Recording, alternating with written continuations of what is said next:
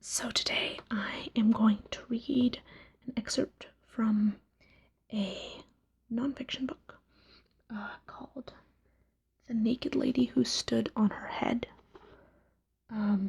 It's a book by Gary Small, this psychiatrist who writes stories about really bizarre cases he's had. This is a type of book that I guess not by Gary Small himself, I should say, but I've always been interested in these sorts of stories, and I remember reading books like this in high school by Oliver Sacks, mostly, such as The Man Who Mistook His Wife for a Hat is probably his most well-known one, and based on this title, I feel like they might be kind of trying to capitalize off of the fame of that book and Oliver Sacks a little bit, but that doesn't make the genre any less interesting, or this book in particular. I really like that this is a thing, that it makes the subject of psychology a little bit easier to digest for laymen, and I think at least when I've read Oliver Sacks, certainly, and what I've read from this book as well, it is easier to digest for someone who's not in the field, and easier to understand what's going on with these cases. And in Oliver Sacks' book, The Man Who Mistook His Wife for a Hat, he's talking about neuroscientific phenomenon. In this case, he's a psychiatrist, so he's taking into account mental health as well as physical health. And that's always an interesting thing to think about, how your physical health affects your mental health. So, the story from the title, The Naked Lady Who Stood on Her Head, is the one that I intend on reading to you guys, because, I can't pick up a book with this title and not read the story that it's about. Although, the titles of the other stories are also pretty interesting. So there's The Naked Lady Who Stood on Her Head, which is from the title. There's also Sexy Stare, Take My Hand Please, Fainting Schoolgirls, Baby Love, Silent Treatment, The Shrinking Penis, Worried Sick, Eyes Wide Shut, Brain Fog, Dream Wedding, Gaslight, Shop Till You Drop, Mountain Air, and Sigmund Fraud. So, some interesting titles there. But let's turn to the title story.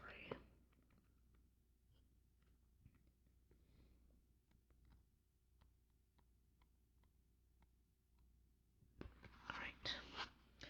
The Naked Lady Who Stood on Her Head, and it says this is spring 1979.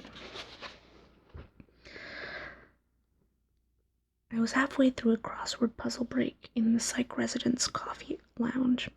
Mike Pierce had been the attending that day and was getting ready to head out.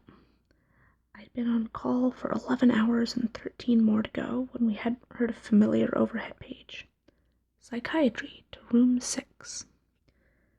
When security officers considered a new arrival particularly rambunctious, they whisked the patient immediately to room 6, where the feisty newcomer could be locked in for observation. Room 6. You're up, Small. Oh boy, my favorite, I said. You may think room 6 is a bummer, but trust me, it is, Mike said with a smirk. This'll be a piece of cake, I said, gripped with apprehension. No one will wait up for you, Mike said as I left. As I walked to the emergency room, several nurses raced by me. I passed a surgical resident bandaging the head of a crying teenage boy lying on one of several gurneys lining the hallway. Another doctor was yelling for a crash cart. The ER was a cacophony of wailing patients and on-call doctors shouting orders at the nurses and attendants, typical fare for a Wednesday evening. My heart was pounding. I was eager to meet this new patient, but I was scared too. Room 6 was sometimes horrifying, almost always challenging, but never boring. Responding to a Room 6 page could mean anything: an agitated, schizophrenic killer with a hidden barbecue skewer, a suicidal bipolar with a secret bottle of Valium, or a heroin addict going into withdrawal and about to projectile vomit on you. Thanks to an unfortunate but traditional rite of passage in medical training, the doctors with the least experience, me for instance, had to grapple with the most challenging and difficult patients. To deal with what seemed like impossible situations, I often fell back on my textbook knowledge and tended to treat patients in a stilted clinical way. Freud would have said I used intellectualization as a defense mechanism to cope with my anxiety about wanting to help my patients and not harm them. Like any doctor, I had the daunting task of trying to translate a massive amount of information into a simple diagnosis and treatment plan. Whatever defenses I was using in those days, my human side managed to slip out on occasion, and I think those moments of empathy were the ones that helped my patients the most. Later in my career, as I gained more experience and confidence, I became better at listening and understanding my patients. By the time I reached the nurse's station outside room 6, I was so anxious and worked up that Judy Nelson, the head nurse, gave me a tissue to wipe my brow. Judy had been an ER nurse for 12 years and had seen hundreds of green residents like me struggle with room 6. She was in her early 30s, divorced, and really pretty. She also had the perfect balance of poise and sarcasm. Whoever divorced her was an idiot. Judy handed me the patient's chart. She's a Jane Doe, around 20. The cops picked her up babbling in the North End. I'll have to remember that babbling's a crime around here. Judy's casual attitude calmed me down, and I scanned the chart. The police had found the patient disheveled and wandering the streets of Boston's North End, an Italian community less than a mile from the hospital. The emergency text noted that she kept shrieking and pulling her clothes during the ambulance ride over. Between screams, she mumbled about how hot she was, although the outside temperature was in the 40s. The tech had performed a brief examination and had found nothing abnormal aside from her agitated and unusual behavior. I walked down the hall to room 6. Unlike the other ER exam rooms, room 6 had a door with a window covered by a sliding wood panel, so we could check on psych patients before entering. I slid back the panel and saw a petite girl who looked to be about 19 or 20, standing on her head stark naked. It took a moment to register. I didn't know whether to laugh or run. Before I slammed closed the wood panel, I did notice that she was balancing herself rather well. I turned and stared at the gurneys and patients in the hallway, trying to process what I'd just seen. "Are you all right, Dr. Small?" asked Judy. "Fine, I just want to check on something in her chart before I go in." But I wasn't fine. What did this naked handstand mean? Was there some psychological significance to it that I wasn't getting? Was she trying to communicate something, or was she just completely out of her mind? "Judy, could you call a couple of security guards down here in case I need them? Also, please grab a gown for the patient." I slid open the little window again. The patient was still doing handstand and had a blank expression on her face as she stared towards the door. "Hello, my name is Dr. Small. I'm the psychiatrist on call for tonight." No response. "Can you hear me? I need to come in and ask some questions," I said. Again, no response. Okay, I was afraid to go in the room, and Judy was watching. Jane Doe's bizarre behavior meant that anything could happen. She could become violent without warning. I imagined her lunging and trying to strangle me. On the other hand, her nakedness made her seem vulnerable, and she was probably scared too. I needed to interview her, but first I had to get in that room. I took a few deep breaths and calmed down, recalling that sometimes simply showing a patient that the staff was in control helped avoid a scene. Finally, Judy came over with a gown and 2 security guards, Joe and Carl. Both were local guys who loved teasing the residents and giving us a hard time. Having them around made us feel safe if patients got out of control. I spoke through the little window on the door. "I'm going to come in into the room now with a nurse and some of our staff. I need you to stop standing on your head, please." She didn't move. I noticed her filthy, torn clothes in the corner of the room. "We're going to place a hospital gown on the gurney. You have a choice to either put it on yourself or let the nurse help you." I had been taught that offering unpredictable psychotic patients a choice sometimes distracted them from their hallucinations or delusions, essentially tricking them into being more reasonable. As Jane Doe continued to stare from her headstand, our troop moved slowly into the room, which contained only a rolling stretcher and a metal chair. Judy led the way and placed the gown on the gurney. Carl and Joe took positions in the corners. I stood in front of the open door. Though I believed it was to block the patient from bolting out of the room, I think now it was also, subconsciously, to allow me to make my own quick escape. The strength in numbers tactic seemed to work. Judy moved towards the patient, gently helped her down from her handstand, as if she was spotting a gymnast. Judy spoke quietly as she assisted with the gown. "You're so lucky to have those pretty blonde curls."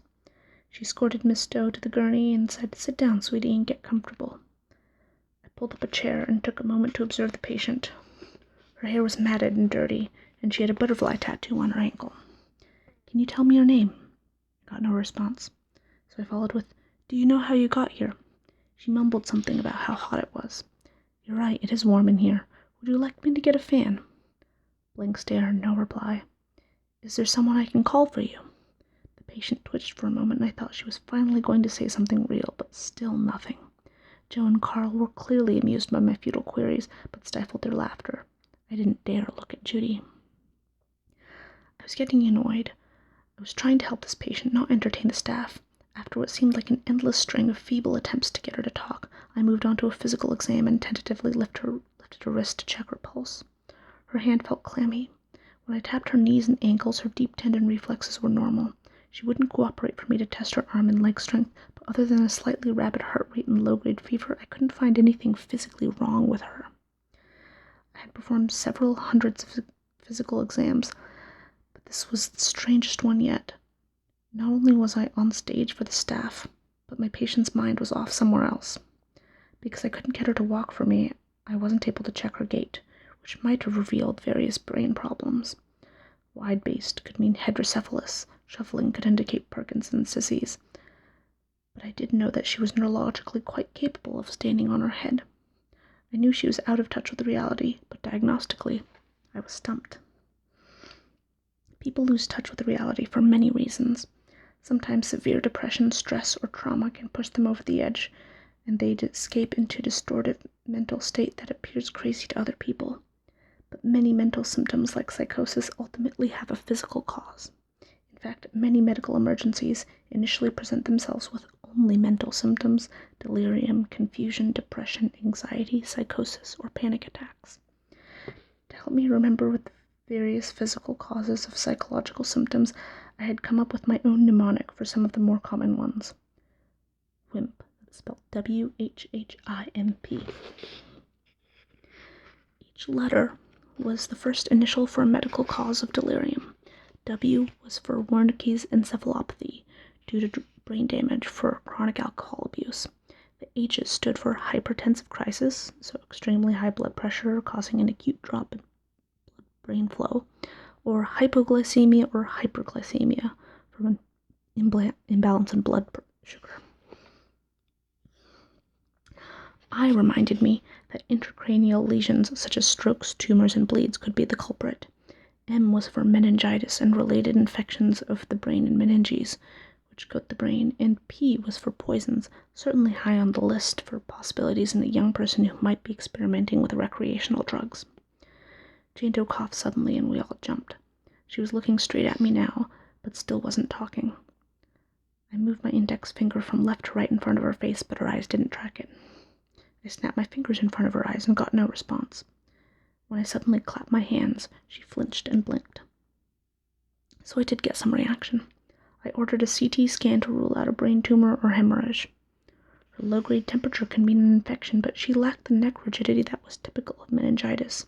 Her complaints about the heat and her nudity suggested a possible heat intolerance due to an overreactive thyroid, which the blood screening tests would rule out. We needed a urine sample for the toxicology screen, but no way was we going to get her to pee into a cup. She would have to be catheterized. To spare her the humiliation of two burly security guards holding her down, Judy shuffled us guys out of the room and enlisted the help of two female interns to catheterize her. She also drew blood for screening laboratory tests to make sure the patient didn't have anemia, a thyroid disorder, or some other chemical imbalance that might be altering her mental state. As I waited for the lab results, I decided to take another stab at the interview. The guards and I walked back into the room 6, and I could tell that Joe and Carl were looking forward to seeing me get nowhere again. I tried to be casual with the patient and offered her a cup of orange juice. She finally seemed to respond to me. She slowly raised her hand for the cup. She took a small sip at first, then quickly gulped it all down. "Looks like you were pretty thirsty," I said. The staff smirked, anticipating yet another useless round of questions, but the patient's demeanor seemed to change. Her blank stare was replaced by an inquisitive look. She scanned the room. Her body tensed, her brow furrowed. I felt like maybe we were getting somewhere, so I continued my light tone. "Maybe we can talk now." Miss Doe suddenly sat straight up and became aware of her scant attire. She wrapped her hospital gown tightly around her body and asked, "Where am I? Who are you? What the hell?"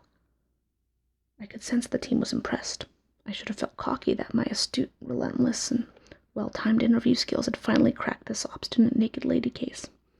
I should have been proud that in my role as a psychiatrist, something I said had actually gotten this delirious mute woman to talk like a normal person.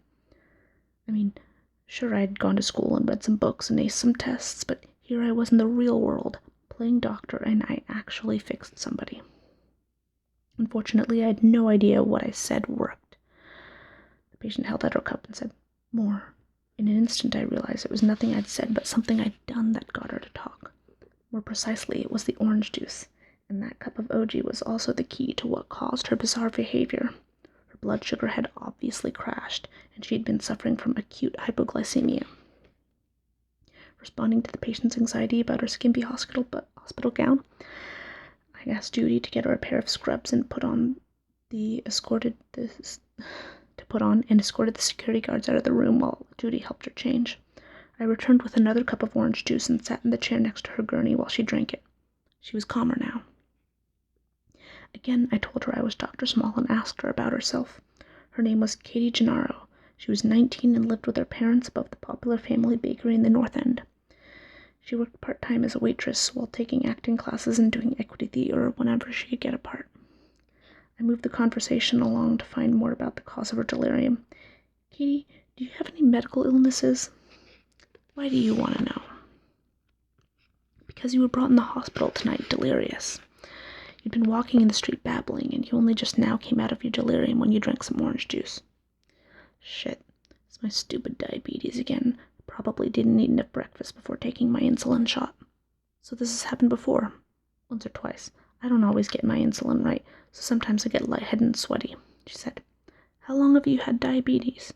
"I found out a year ago.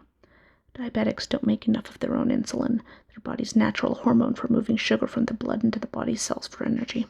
If somebody injects too much insulin after not ingesting enough sugar or carbohydrate from a meal, her blood glucose level can take quite a dive. Because sugar is the brain's main source of energy, Katie's low brain sugar level plunged her into an amnesia-driven delirious state, which the orange juice instantly cured, making her sane once again. It wasn't a huge psychiatric achievement, but I'd given her the right treatment, even though I didn't know it at the time. I couldn't believe it. I mean, I've always been such a health freak. Being a health freak is a good thing, but it won't help you control your diabetic symptoms if you don't stay on top of your blood sugar levels. You're playing with fire, and if you're not careful, it can kill you. You sound like my mother. She's always accusing me of messing with my insulin so I can stay thin for acting parts. How ridiculous." I noticed that she was very slender and wondered if it really was so ridiculous. "I certainly don't mean to sound like a parent. I just want to be sure you know the facts about diabetes. When you get it at your age, it's usually inherited," I said.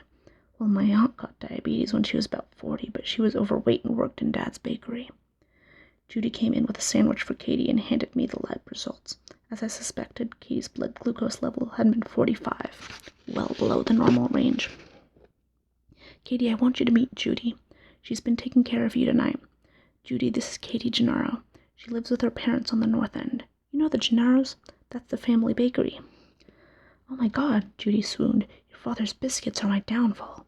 Thank you for the clothes and stuff. I'm sorry if I acted all crazy." "Don't worry about it, sweetie. You came to the right place. I'm just outside if you need anything."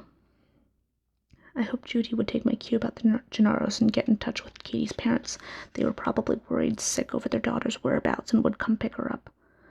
"Katie, you were standing on your head when I first got here." I avoided mentioning the naked parts so as not to embarrass her further. She laughed. "Oh my God, I take yoga sometimes, and I do headstands to relax." Katie started eating her sandwich, and I stepped out into the hallway to write up my notes. Her headstand appeared to be psychologically significant, and I also thought she should have an endocrinologist and nutritionist to consult on her diabetes management. Judy told me that Mr. and Mrs. Gennaro were on their way. After about 10 minutes, I checked back in on Katie, who was resting on the gurney with her hands covering her face. "What's the matter, Katie?" I asked. She wiped the tears from her face. "My whole life's a mess. I can't handle this diabetes thing. I'm trying to be an actress and pay for my own acting classes, but there's just no pleasing my mother." "What do you mean?" I asked. "What happened tonight will be just another disappointment to her. That's all I seem to do," she said. "She thinks being an actress is a joke, an excuse to skip college and being a waitress all my life. And it's ironic because she used to be an actress too." My pager went off with my next emergency. I could see that Katie was going to be a much more complicated case than just an ER consult. I felt like moving on. I'd had my orange juice victory, and if I stayed, I'd have to get involved and wrapped up in Katie's family and medical issues. Part of me wanted to quit while I was ahead. I wasn't sure I could be the psychiatric hero in her next set of problems, and I had already had a great story for the coffee room. But I knew at some level that to become a better psychiatrist, I needed to stay and face this challenge. So instead of dashing off, I muted my pager and said, "It must be really painful when your mother doesn't support your career." My comment reopened the floodgate of tears. I handed her a tissue and let her cry for a while. "It's true, Dr. Small. It's incredibly painful. Nobody ever seems to understand that. Katie, I think it would be helpful if you had someone to talk with about your feelings. Maybe you and I could meet later this week. Would you be willing to do that?" She nodded yes, and the door suddenly swung open. A woman around 40 and her tall, balding husband rushed in. "Katie, we were so worried about you. We didn't know where you were. What happened to you?" Mrs. Gennaro threw her arms around her daughter, who looked annoyed and uncomfortable. "Mom, I'm fine. I had another problem with my insulin, and this is Dr. Small. He helped figure it out. He's going to be my psychiatrist." "What?" Katie's mother said. "You don't need a psychiatrist. You're not crazy." Mrs. Gennaro looked at me. "What's going on? What is Katie doing here?" I hesitated to respond. I had just established a doctor-patient relationship with Katie, and I wanted Katie to know that whatever she told me was in confidence. On the other hand, this had been a medical emergency, and her parents were clearly worried. While I was mulling over my options, Katie rescued me. "I'm here because my glucose got too low." Mr. Gennaro spoke for the first time. "But sweetheart, the emergency room again?" "I didn't eat enough breakfast and I got confused, so they brought in Dr. Small. I'm fine now." Her mother wasn't satisfied. "But why didn't anyone call me?" "We did, Mrs. Gennaro, as soon as we could," I answered. "Well, that wasn't soon enough. I ought to sue this hospital." She turned to Katie. "And you're grounded, young lady. You obviously can't handle your insulin and a silly waitress job at the same time." Katie winced at her mother's criticism. "You can't ground me, Mother. I'm almost 20. As long as you're under my roof, I can do whatever I want." "Look, honey," Mr. Gennaro said to his wife, "we found Katie and everybody's all right. Let's just go home and settle this tomorrow." I handed Katie my card, and Mr. Gennaro and I left room 6 as Katie's mother helped her change into the clothes she'd brought. Outside the room, he thanked me for my help. Before I left the ER, I made sure that Judy gave Katie follow-up information about managing her diabetes. As I headed back to the coffee room, I noticed the ER was quiet now. I was exhausted and decided to lie down on the couch and rest my eyes for a moment. "Small, wake up. You look like shit." It was morning and Mike had just arrived for work. I'd slept through the night and my next shift was about to start. "What time is it?" I asked him. "It's time for a shower, man. You're disgusting." He handed me a cup of coffee and I went off to the on-call room to shower and change. The rest of the day, I fought the chronic fatigue that always followed a busy night on call. If I kept moving, I was all right, but if I sat down too long, I had to focus on keeping my eyelids open or I'd nod off. Today, on-call hours are limited to ensure that residents don't experience this level of fatigue when dealing with patients. My mind kept going back to Katie Gennaro's unusual presentation in the ER. The emotional issues she was struggling with were complex. I wasn't sure I had enough experience to really help. So I'm going to stop there, but this actually continues for a few more pages. But basically the interesting thing that I found here was, firstly, how medical problems can cause psychiatric issues, and secondly, even though psychiatrists go through medical school and do a medical residency in a hospital, they also, because they deal with mental health issues, really do need that the the skill of working with clients therapeutically. And I mean, this is the only excerpt that, admittedly, I've read in this book so far, so I can't really say for sure about how much of his experience is medical and how much is therapeutic, but my understanding of how things currently stand, at least, again, this is in America. I can't really speak for other countries, but psychiatrists get very little actual time with their patients, while a therapist might get an hour every week. Anytime you make an appointment with a psychiatrist, you might actually talk to the psychiatrist for 15, maybe 30 minutes at best. So, I don't know. What do you guys think about the story? I think it's a pretty interesting case. Let me know if you're interested in hearing more of these sorts of interesting cases. I mean, this book is full of them. I have other books that are sort of like this too. I know most of the prose I've read on this channel has been fiction, but I really like these kind of books. So if you're interested, I can read more stuff like this in the future. All right. Until then, I'll see you guys next time.